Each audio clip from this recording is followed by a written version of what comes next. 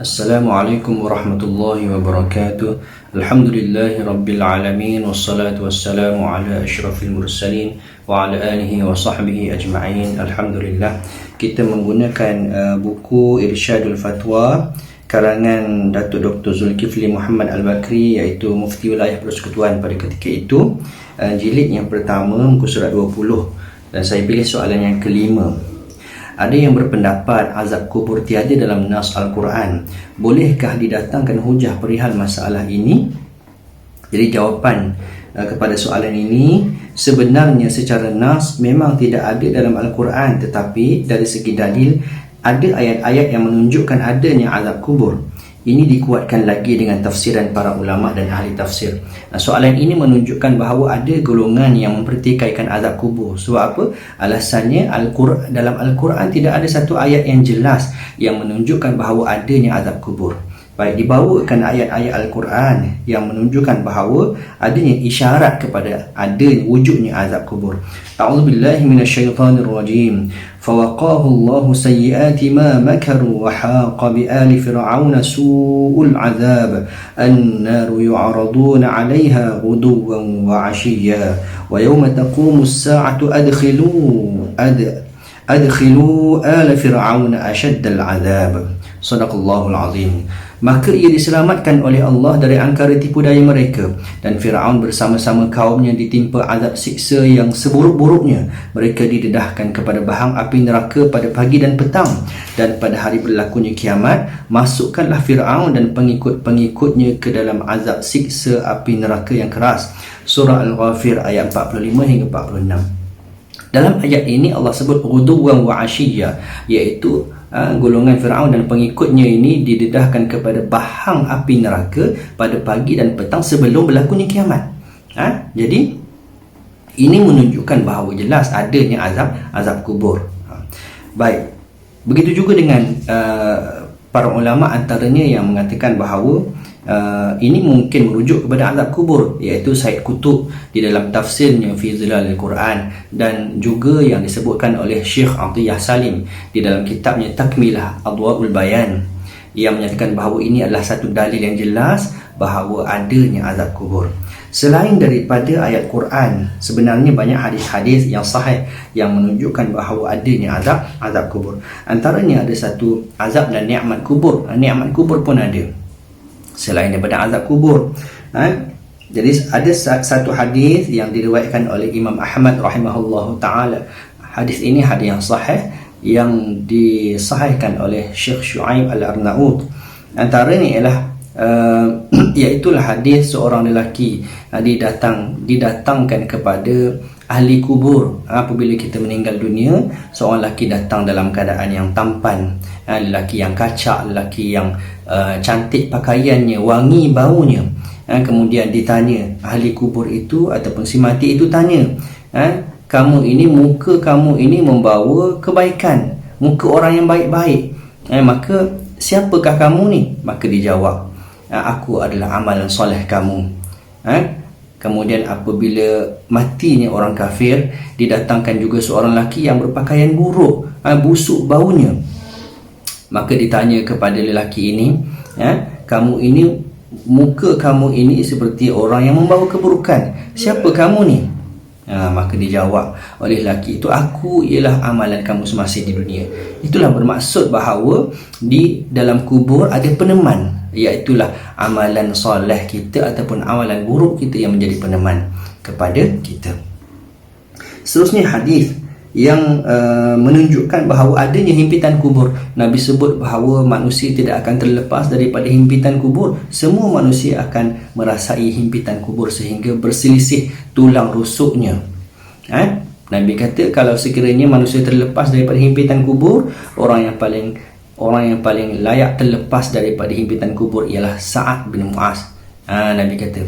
Jadi siapa Sa'ad bin Mu'az ni sehingga Nabi kata macam tu? Sa'ad bin Mu'az ni ialah sahabat yang sangat tinggi di sisi Allah. Disebutkan dalam Sahih Bukhari bahawa Sa'ad bin Mu'az ini apabila dia meninggal dunia, jenazah dia diletakkan, maka bergoncang arasy Allah Subhanahu wa taala. Itu tingginya sahabat di sisi Allah Subhanahu wa taala Sa'ad bin Mu'az ni. Sa'ad bin Mu'az pun Nabi kata kena himpitan kubur juga. Jadi kita ni yang bukan sahabat, yang jaga tak berapa nak jaga juga, yang di sisi Allah Ta'ala tak tahu ke mana lagi, mulia ke tidak, ini tak tahulah kena ke tak himpitan kubur. Mudah-mudahan kita doa kita dijauhkan. Jadi hadis juga daripada Uthman ibn Affan, sahabat Nabi, apabila dia berdiri di atas kubur, dia menangis sehingga basah janggutnya. Maka ditanya kepada Uthman, wahai Uthman, kamu menangis, kenapa kamu menangis apabila kamu berdiri di atas kubur, sedangkan kamu ingat kepada neraka dan syurga, kamu tak menangis pun? Maka Uthman kata, aku menangis kerana aku ingat kepada Nabi SAW kata, Nabi kata persinggahan pertama selepas kita mati adalah di alam kubur. Sekiranya kita selamat daripada kubur, daripada azab kubur, maka kita selamatlah di akhirat nanti. Sekiranya berat masalah kita dalam kubur, macam-macam masalah di azab dan sebagainya, maka berat jugalah masalahlah kita di akhirat nanti. Oleh kerana itu Nabi kata tidak ada satu tempat yang sangat mengerikan, dahsyat yang Nabi lihat selain daripada azab kubur. Begitu juga hadis yang kita selalu dengar, hadis yang mana Nabi lalu di satu kubur, kemudian Nabi kata ada dua orang sahabat di dalam kubur ini sedang diazab oleh Allah Subhanahu Wa Taala. Mereka ini diazab bukan disebabkan benda yang berat, benda yang kecil saja. Yang pertama ialah sahabat yang tidak menjaga kencing dia. Kencing dia, bila kita kencing, mungkin kita tak basuh dengan betul, kemudian kita pergi semayang dan beribadat sebagainya dalam keadaan yang masih ada najis, maka diazab dalam kubur. Yang kedua ialah an-namimah, sahabat yang mengadu domba. Benda-benda yang kecil ini kita kena jaga, tuan-tuan dan puan-puan, supaya kita dijauhkan daripada azab kubur. Kemudian ada juga kisah daripada seorang ulama, nama dia Ibnu Hajar Al-Haytami. Ibnu Hajar Al-Haytami seorang ulama yang hebat, yang besar, menceritakan kisah pengalaman dia sendiri dalam satu kitab. Dinyatakan bahawa dia pergi baca Quran di satu kubur pada waktu malam. Kita kalau nak pergi kubur malam-malam, kita takut. Sebab apa? Sebab kita banyak tengok cerita hantu. Takut hantu Maklimah keluar, takut hantu zombie kampung pisang keluar kan. Tapi sahabat-sahabat pergi, ataupun Nabi sendiri dalam hadis ada sebut bahawa Nabi pergi ke menziarahi kubur pada waktu malam. Pagi-pagi buta tu Nabi pergi ziarah kubur. Jadi ulama ini mengambil sunnah daripada Nabi. Dia pergi baca Quran. Bila dibaca Quran, dia mendengar orang mengerang, orang mengerang kesakitan. Maka dibaca lagi Quran, baca lagi Quran. Dia pelik lah, kenapa ada orang mengerang kalau kita lari lama dah kan. Dia mengerang lah. Jadi bila dibaca Quran, dengar lagi orang tu mengerang, mengerang kesakitan, seolah macam diseksa, sedang diazab oleh Allah dalam kubur. Maka ada orang lalu kat situ. Ibn Hajar ni pun tanya, ni kubur siapa? Maka orang tu menjawab, ini adalah kubur si fulan bin si fulan. Ibn Hajar kenal orang yang mati dalam kubur tu.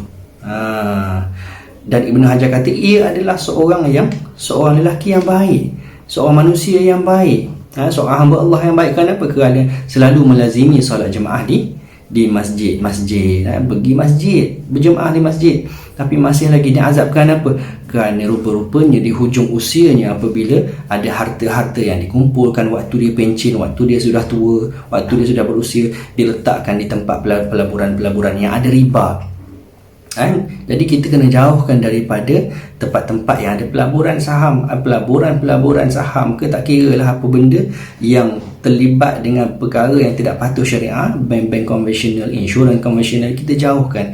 Kenapa tuan-tuan? Kerana kita di atas dunia ini kita diuji dengan macam-macam. Walaupun kita banyak semayang tak tinggal, kita puasa tak tinggal, kita zikir banyak, kita istighfar banyak, tapi ada benda yang kita diuji oleh Allah. Contoh, kita semayang banyak tapi harta kita pula kita tak jaga. Zakat pula tak berapa nak bayar, zakat perniagaan ada mungkin tak bayar. Kena jaga benda-benda itu. Itu semua memberi kesan kepada keadaan kita selepas daripada mati. Jadi sebab itu Nabi ajar kita di dalam hadis supaya kita membaca surah Al-Mulk. Surah Al-Mulk ini Nabi kata al-mani'ah, penghalang kepada azab kubur. Bacalah surah Al-Mulk. Tak semestinya baca sebelum tidur saja. Ramai orang kata baca surah Al-Mulk sebelum tidur. Tak, sebenarnya boleh baca bila-bila aja. Ia adalah peneman ataupun ia akan memberi syafaat, memberi kita kata menjadi penghalang kita di dalam sebagai penghalang kepada azab kubur. Baca tengah bawa kereta boleh baca, tengah bawa motor boleh baca, kita hafal, tengah masak boleh baca. Ada satu lagi amalan yang Nabi ajar, kita bacalah doa sebelum daripada beri salam dalam solat tu, selepas tasyahud. Doanya, Allahumma inni a'udzubika min azabi jahannam wa min azabil qabr wa min azabi fitnatil mahya wal mamat wa min azabi syarri fitnatil masihid dajjal. Itu doa yang dibaca, yang diajar oleh Nabi selepas tasyahud sebelum bagi salam. Kemudian bagi salam, Assalamualaikum warahmatullahi, Assalamualaikum warahmatullahi. Setiap kali solat boleh baca. Wallahu alam. Mudah-mudahan kita mendapat manfaat daripada perkongsian ini. Kita berjumpa lagi di siri akan datang. Assalamualaikum warahmatullahi wabarakatuh.